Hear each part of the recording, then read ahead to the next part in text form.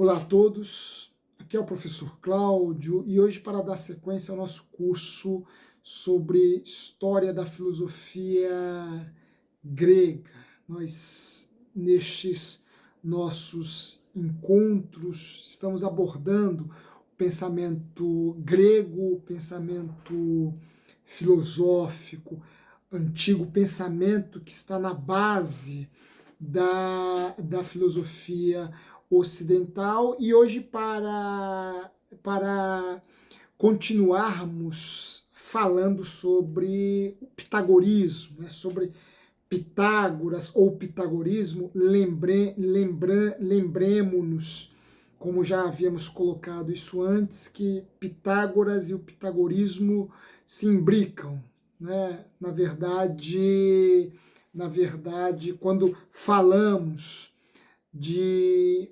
Pitágoras ou do pitagorismo, ao menos no período antigo, no período grego, né? Depois o pitagorismo, mais tardiamente, o pitagorismo vai receber outras roupagens, né? Tanto é que na modernidade nós encontraremos um neopitagorismo, enfim, mas aqui na Grécia antiga, na Grécia clássica, né, Pitágoras e o pitagorismo se imbricam, né? Eles possuem uma identidade tão forte que é muito difícil distinguir um do outro, né?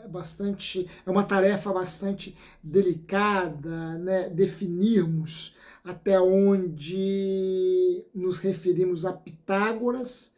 Historicamente, podemos nos referir a Pitágoras e até onde, historicamente, podemos nos referir à escola iniciada por Pitágoras, ou seja, o pitagorismo, né?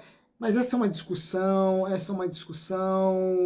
que fica num segundo plano. O importante mesmo são as ideias, o importante mesmo acerca do pitagorismo é aquilo que ele nos legou a nós ocidentais em termos de conhecimento, são as suas contribuições para o desenvolvimento das ideias, para o desenvolvimento do conhecimento, para o desenvolvimento da ciência. Lembremos-nos também que Pitágoras é considerado o pai da matemática pura. Nós já falamos sobre isso neste nosso canal. Eu tenho, além destes vídeos específicos sobre Pitágoras neste nosso curso de História da Filosofia, eu já venho falando de Pitágoras desde quando comecei este canal, né? Comecei este espaço e já coloquei aqui em nosso canal o quanto que Pitágoras foi importante pela matemática, foi importante para a matemática e mais ainda, né? A ele, Pitágoras, nós devemos a criação da matemática como ciência pura, como ciência abstrata, especulativa, né? Mas sobre isso nós já falamos. Hoje nós iremos tratar de um conceito que é um dos conceitos mais caros do pitagorismo, e eu me refiro ao conceito da metempsicose. Nós falaremos neste nosso vídeo sobre a importância que a metempsicose desempenhou no pensamento filosófico pitagórico e os seus desdobramentos. Mas antes eu quero te convidar para se inscrever em nosso canal. Este é um espaço por meio do qual nós levamos a vocês um pouco de conhecimento, um pouco de filosofia, de literatura, de ciência. Este é um espaço por meio do qual nós divulgamos conhecimento. Você que acredita, sabe da importância que o conhecimento tem para o indivíduo, tem para o ser humano, nos ajude se inscrevendo neste nosso espaço, divulgando a outras tantas pessoas, a fim de que nós possamos levar essas aulas, essas lições a um público cada vez maior. Nossa finalidade aqui é contribuir para o teu crescimento proporcionado pelo conhecimento, porque o conhecimento nos leva a crescer, o conhecimento nos ajuda a expandir, não apenas a nossa compreensão, o nosso entendimento acerca das coisas, mas o conhecimento também contribui para a ampliação dos nossos horizontes existenciais, nossos horizontes profissionais, nosso horizonte de vida propriamente dita, né? Enfim, o conhecimento desempenha uma função imprescindível sobre a vida do homem, sobre o desenvolvimento do homem, da mulher, enfim, ficaríamos aqui horas falando sobre a importância do conhecimento. E você que sabe disso, que tem convicção acerca disso, nos ajude a fim de que esse nosso canal cresça cada vez mais. Se inscreva, compartilhe com outras pessoas e não se esqueça de deixar o seu like, não se esqueça de se engajar, né, neste nosso espaço, comentar, enfim, sinta-se, fazer críticas, claro, por que não, né? Afinal de contas esse é um canal de filosofia e as críticas construtivas são sempre muito bem-vindas. Nos ajude neste trabalho. Bem, como eu já antecipei, um dos conceitos mais caros do pitagorismo é o conceito da metempsicose. Conceito este que não foi inventado pelo pitagorismo. Este conceito surge a partir de uma religião de mistérios, né? Uma religião mais fechada, quase que uma seita, por que não, grega, chamada de orfismo. O conceito da metempsicose entre os gregos surge no orfismo. É o orfismo o inventor deste conceito. Pitágoras foi o primeiro filósofo a transformar a metempsicose em uma filosofia.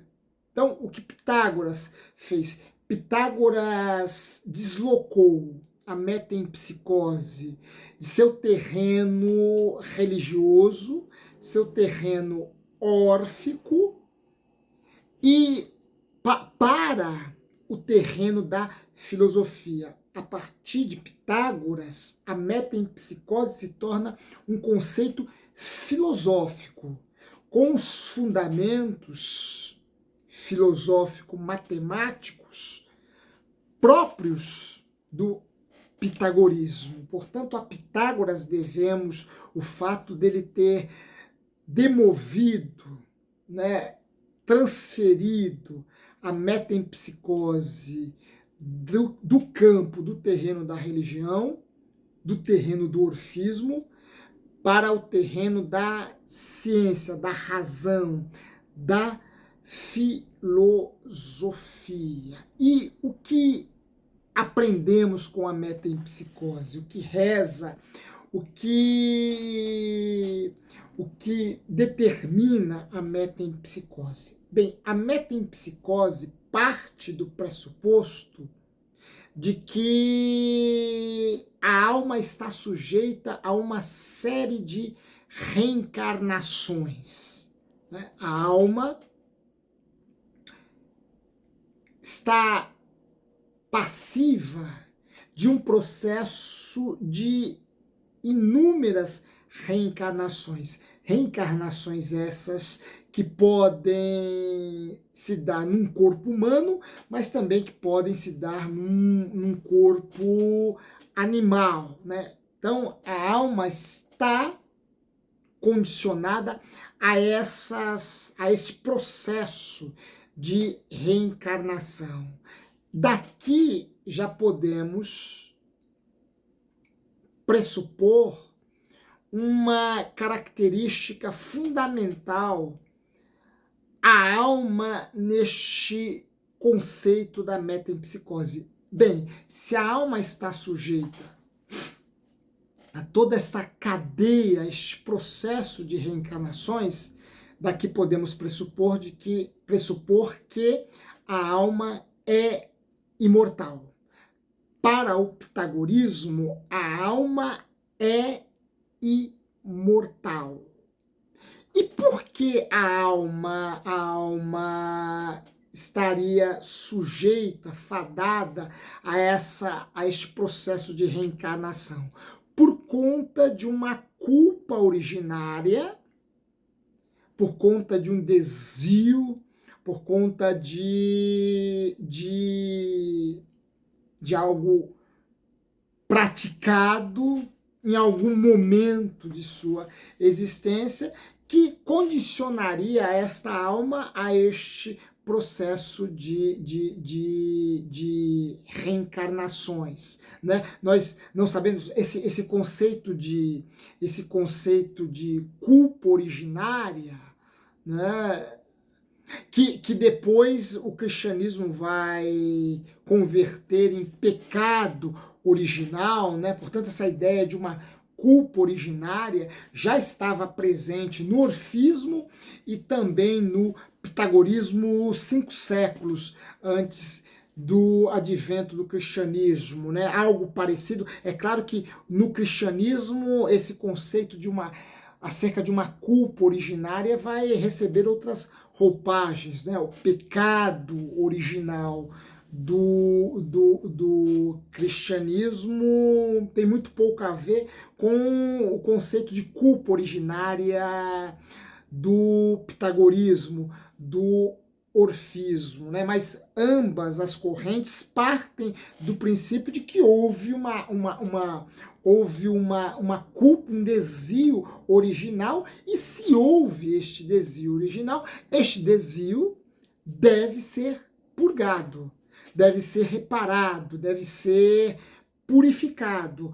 Portanto, a finalidade deste processo de reencarnação é purificar, purgar, espiar a alma desta sua culpa originária. Portanto, a metempsicose está relacionada a uma culpa originária que a alma insiste em purificar, e purificar por meio deste processo de reencarnações. Até aqui o pitagorismo e o orfismo se assemelham bastante. Por quê? Porque o conceito de culpa originária, esse processo de reencarnação da alma, o atributo da imortalidade, da alma, são temas com os quais as duas correntes dialogam, né? Elas vão palmilhar caminhos diferentes, elas irão percorrer caminhos diferentes em relação à forma da purgação, à forma da purificação. É a partir da ideia de purificação ou do processo de purificação da alma que essas duas correntes abrem uma distância, acabam percorrendo caminhos diferentes.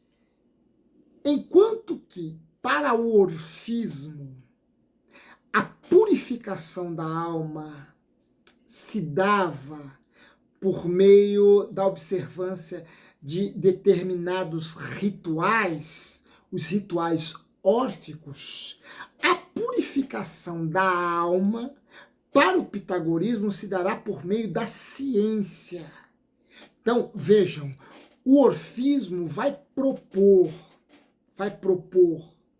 colocar como condição para o aperfeiçoamento dessa alma, a purificação dessa alma, uma série de rituais que, se observados, se praticados, tornarão esta alma mais perfeita.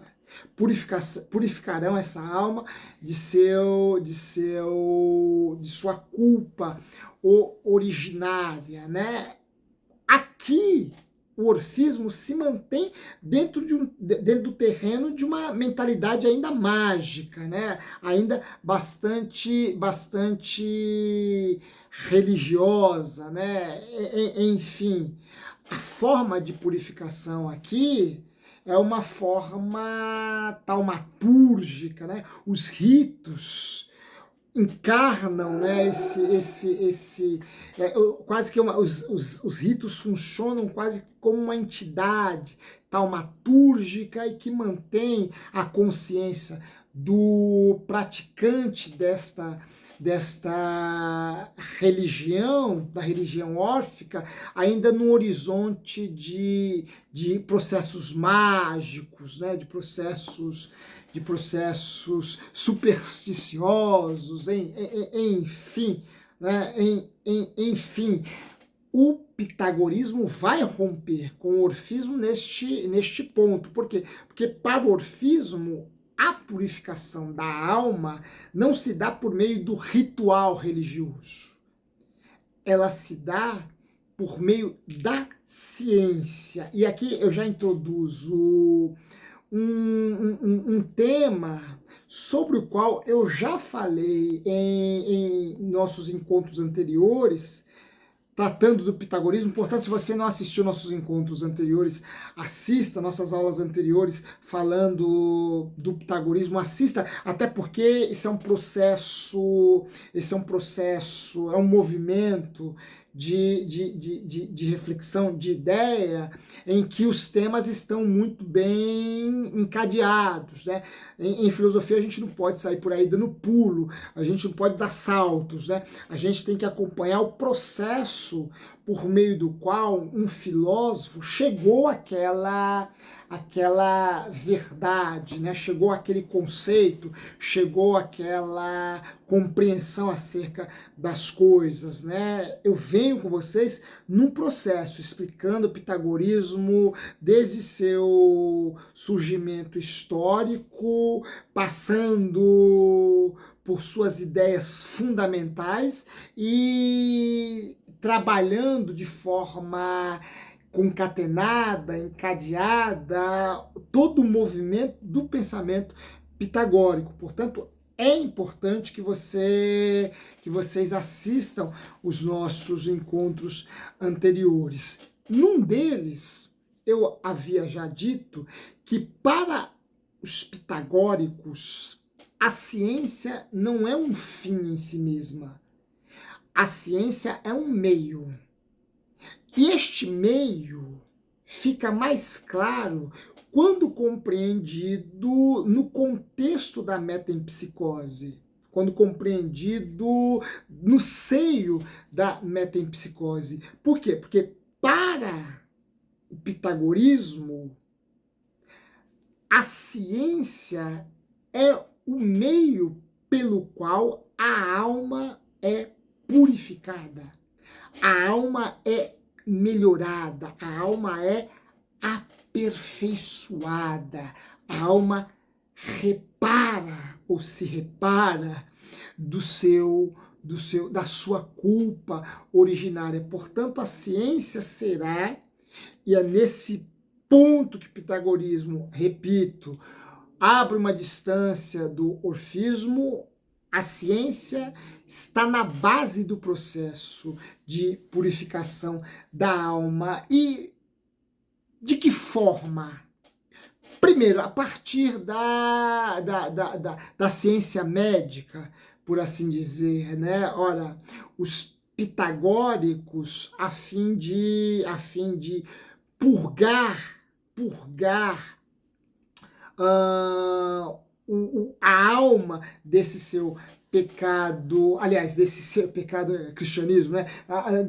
Dessa sua culpa originária, Os pitagóricos vão beber na fonte da medicina de seu tempo, né? E propor algumas práticas médicas a partir dos fundamentos científicos da época, né? Lembremos, né, que a ciência pitagórica não é a ciência tal qual conhecida na modernidade, menos ainda no século XXI, menos ainda hoje, né? Mas nós já temos ali nos pitagóricos alguns embriões daquilo que mais tarde se definiu como ciência, né?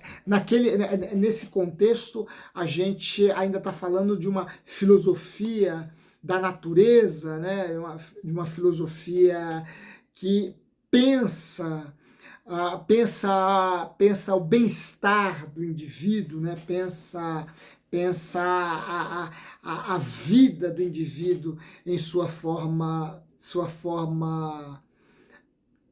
perfeita, em sua forma plena, né? A partir de bases de bases filosóficas,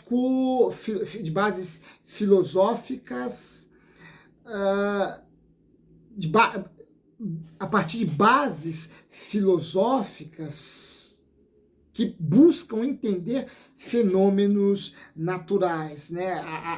Muito antes da ciência compreender os fenômenos naturais em si mesmos, sem recorrer a uma divindade, sem recorrer aos mitos, sem recorrer a Deus, recurso esse que é próprio da religião, né? A filosofia já procurava entender estes mesmos fenômenos, recorrendo única e exclusivamente à razão. E à medida em que a filosofia buscava explicar os fenômenos naturais de forma racional, ela já ia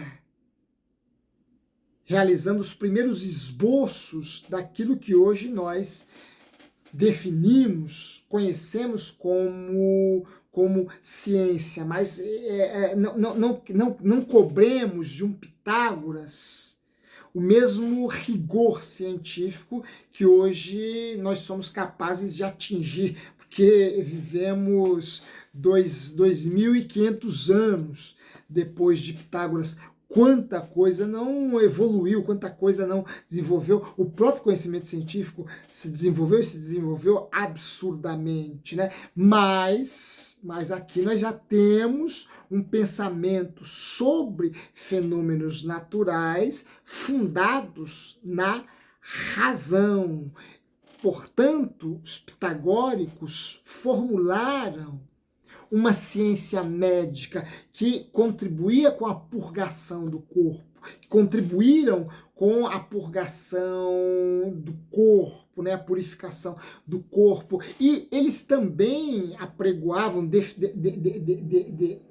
determinavam uma série de abstinências, né, de abstinências que tocavam aí no asceticismo, né? Havia uma certa abstinência ascética dos filósofos pitagóricos, que tinham também como finalidade essa purificação, essa purgação da alma, dessa sua culpa originária, desse seu desvio originário, e assim fazendo,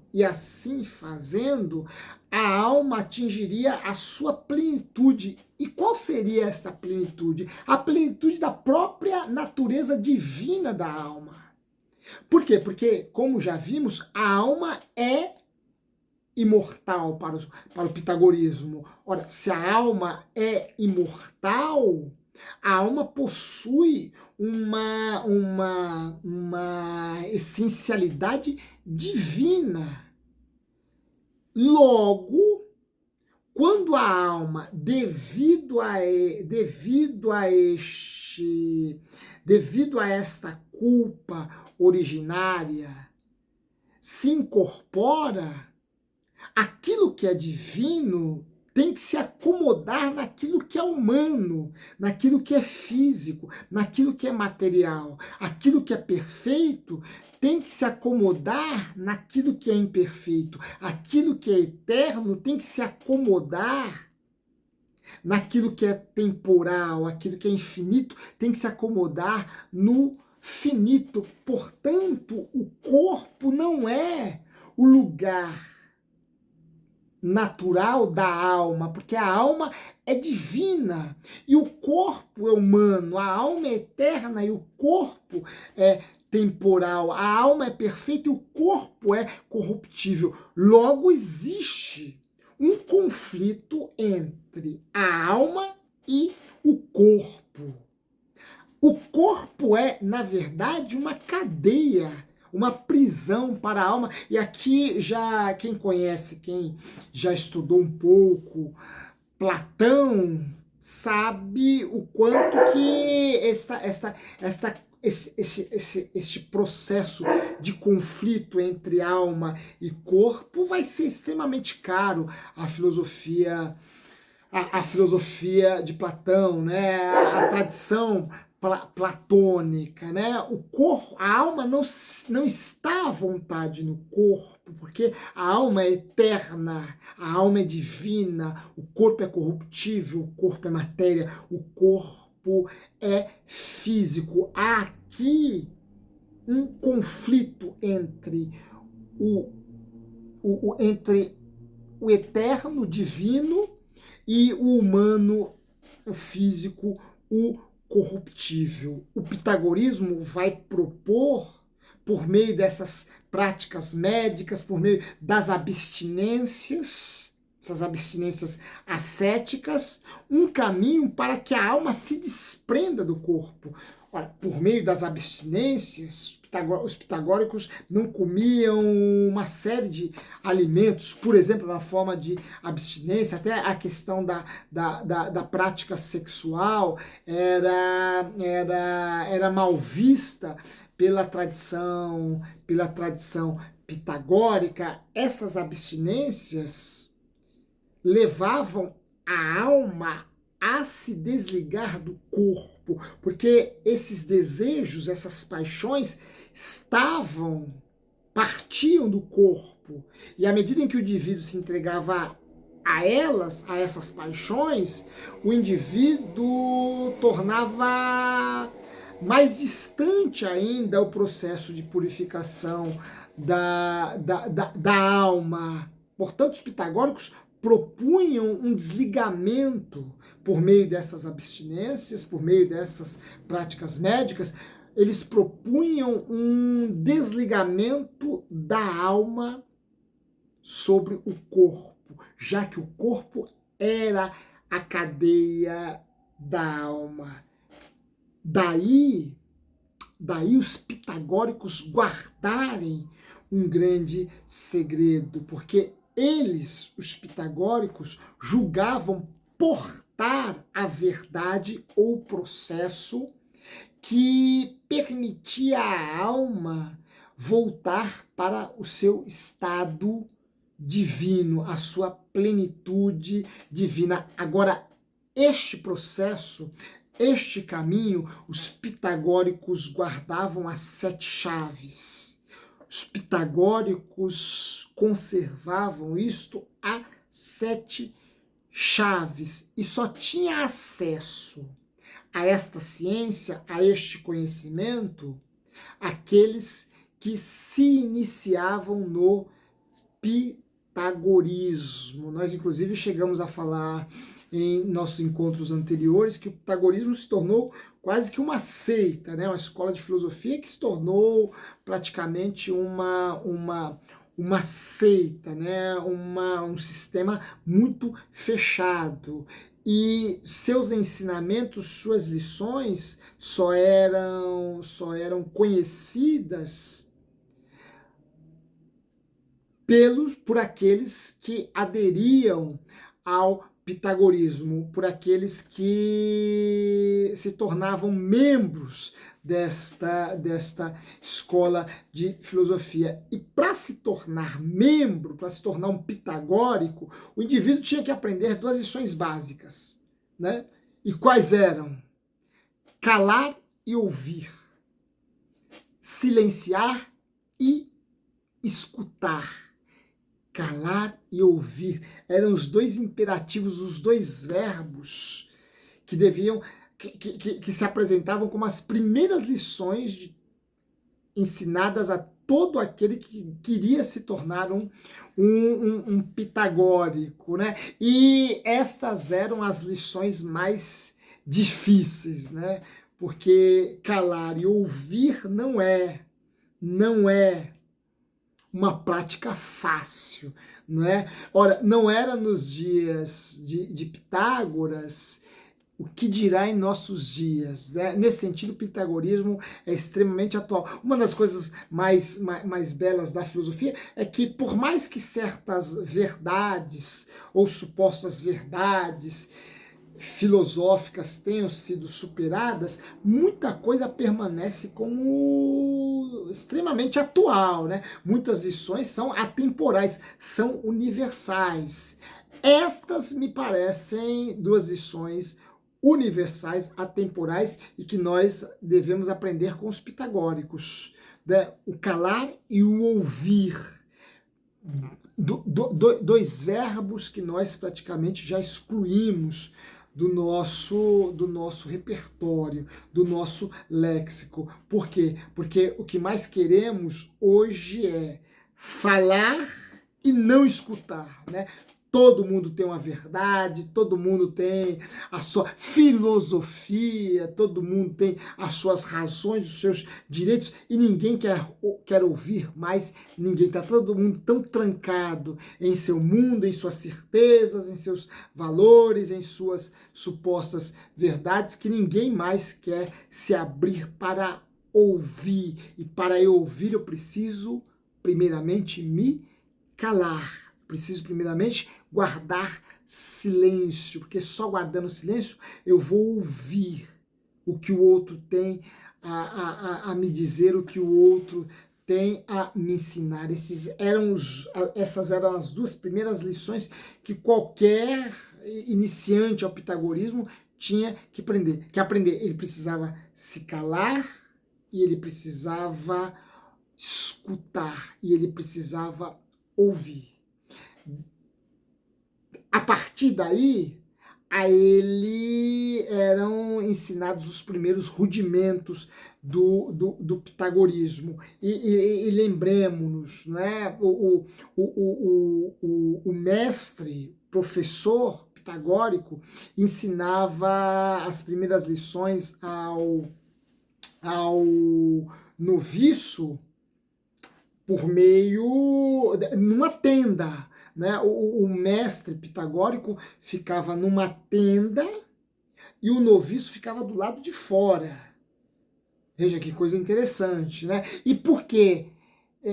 Por que essa postura do mestre? Porque o mestre ficava confinado dentro de uma tenda e o aluno, o candidato a se tornar pitagórico, ficava do lado de fora, para que ele, o noviço pitagórico, não associasse o ensinamento à pessoa, para que ele fizesse uma ruptura, uma distância entre o mestre e aquilo que o mestre ensinava. Ora, o fundamental era a ciência do mestre, era o conhecimento do mestre, não o mestre.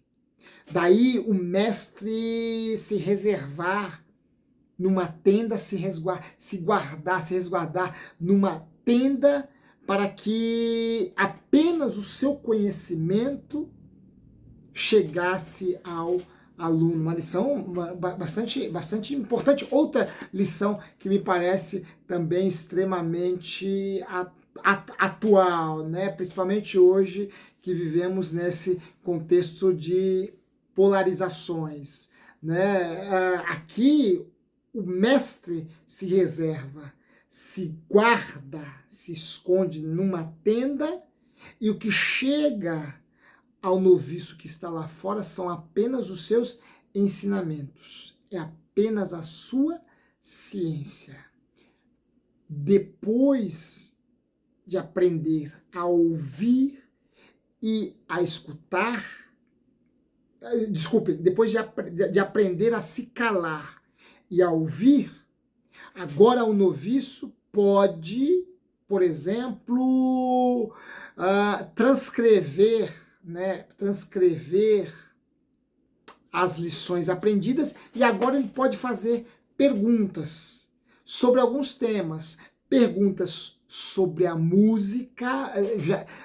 Vejam, a música, nós já vimos isso também, é um elemento extremamente importante para o pitagorismo, né? Aliás, a música é a forma por excelência para a purificação da alma na tradição pitagórica, porque a música para os pitagóricos é toda ela fundada em conceitos matemáticos, em conceitos científicos. A música é arquitetada matematicamente. A música serve para os pitagóricos como uma forma de passagem para a teoria dos números, né? Ora, por meio da música é possível conhecer a harmonia do cosmos, né? A compreender a harmonia do universo. Por meio da música, o indivíduo é capaz de compreender inclusive a estrutura matemática do próprio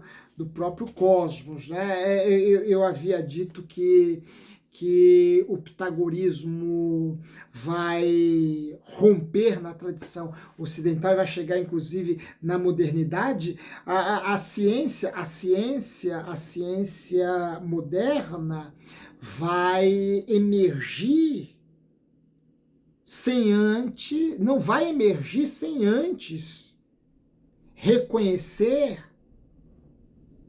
a importância que o pensamento pitagórico teve nesse processo de desenvolvimento científico, né? Ora, lembremos-nos, por exemplo, de Galilei, né? Um dos pais da ciência moderna, né? Ora, Galileu Galilei disse que Deus escreveu o universo a partir de caracteres matemáticos, né? O Galileu Galilei vai afirmar que Deus escreveu o universo, criou o universo, fez o universo a partir de caracteres matemáticos. Ora, Galileu Galilei aqui está tributando, reconhecendo e confessando a importância que o pitagorismo teve não só para a sua ciência, mas para a ciência ocidental, pois os pitagóricos serão os primeiros intelectuais, os primeiros pensadores a conceber o universo a partir de estruturas matemáticas, a partir de uma ordem aritmética, de uma ordem geométrica. E a música é uma ciência que permite ao noviço fazer essa passagem para a teoria dos números, para a teoria matemático-pitagórica. Depois de aprender as primeiras lições, agora o noviço pode fazer perguntas sobre música, sobre aritmética, sobre geometria, e só depois de conhecer os fundamentos da música, os fundamentos da aritmética, os fundamentos da geometria, é que o pitagórico, o noviço, está preparado para conhecer a natureza e o cosmo. Portanto, há um processo, há todo um processo até o indivíduo ser reconhecido plenamente como um pitagórico. Agora, portador de toda essa ciência, ele praticando-a, é capaz de purificar a sua alma. Este estilo essa forma de purificar a alma fez com que os pitagóricos se tornassem os autores, os criadores da vida, da chamada vida contemplativa. Os pitagóricos foram os inventores deste conceito de vida contemplativa que conduz o indivíduo à perfeição, a uma perfeição do seu ser, né? Vida contemplativa que depois vai ser elaborada, desenvolvida em sua melhor forma por Platão em obras como o Górgias e o Fédon, né? No Górgias e no Fédon nós encontramos o conceito de vida contemplativa em sua versão mais elaborada entre os gregos, mas essa ideia de vida contemplativa surge com os pitagóricos. E o que seria esta vida contemplativa? É uma vida voltada única e exclusivamente para a verdade, para a sabedoria e para o conhecimento. Esta é a vida contemplativa. É a vida que busca apenas a verdade, a sabedoria e o conhecimento. Esta é a vida contemplativa e vai se tornar, para boa tradição, para uma grande tradição filosófica, a vida filosófica propriamente dita, né? Portanto, os pitagóricos vão lançar as bases da chamada vida contemplativa. O pitagorismo, apenas para concluir, o pitagorismo surge aqui como uma corrente filosófica que vai impor limites ao orfismo, né? Vejam, aqui a filosofia está ainda num processo de identificar os limites e as contradições do discurso religioso, né? O pitagorismo vai expressar, manifestar as limitações do orfismo e vai propor como forma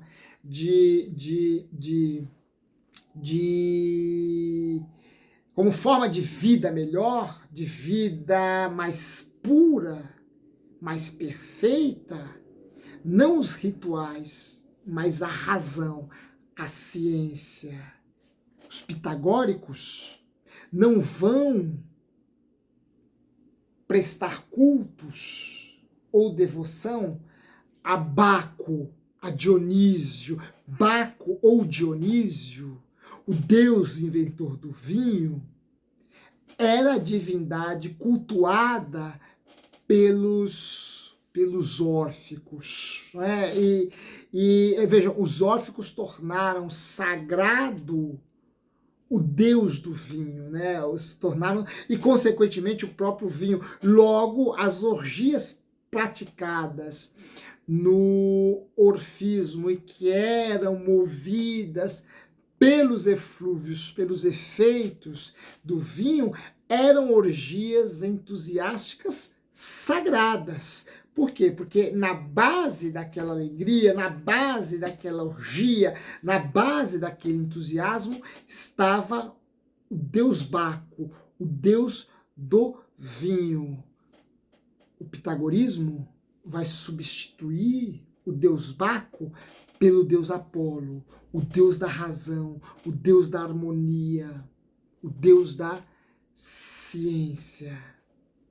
Para os pitagóricos, não é Dionísio a divindade referencial. Para os pitagóricos, a divindade referencial é Apolo, porque este é o ser supremo da razão, da luz, da harmonia, da ordem e da beleza. Não é à toa que este segmento filosófico vai se identificar com Apolo e não com Dionísio. Mais tarde, né, bem mais tarde, Nietzsche vai demover do santuário, do santuário, entre aspas, né, da filosofia Apolo, do elevado pedestal que ele sempre ocupou, e colocar novamente em seu lugar o deus do vinho, Dionísio ou Baco. Mas isso já é tema para um outro encontro nosso. Portanto, eu fico por aqui. Quero te agradecer por ter me acompanhado até este momento, até o final desta aula. Espero que você tenha gostado. Nós voltaremos a falar de Pitágoras, já indo para o final desse curso sobre o pitagorismo grego, para iniciarmos, né, nossos estudos no próximo pensador que virá adiante, né? Mas ainda falaremos alguma coisa sobre Pitágoras para fecharmos, né, esse nosso mini curso sobre o pitagorismo. Bem, se você gostou desse vídeo, não se esqueça de deixar aí o seu joia, faça aí os seus comentários, vai estudar o pitagorismo, é uma corrente filosófica bastante curiosa, tem muita coisa bonita a nos dizer, né? Enfim, estude sempre, estude muito, leia e leia bastante, você vai estar fazendo um grande serviço a você, ao outro, ao mundo, à sociedade, enfim, construa conhecimento. Nós estamos aqui para te ajudar a ampliar esse teu repertório científico. Um forte abraço, não se esqueça de se inscrever no nosso canal, divulgá-lo a outras pessoas e em breve nós nos encontraremos novamente. Forte abraço e até lá.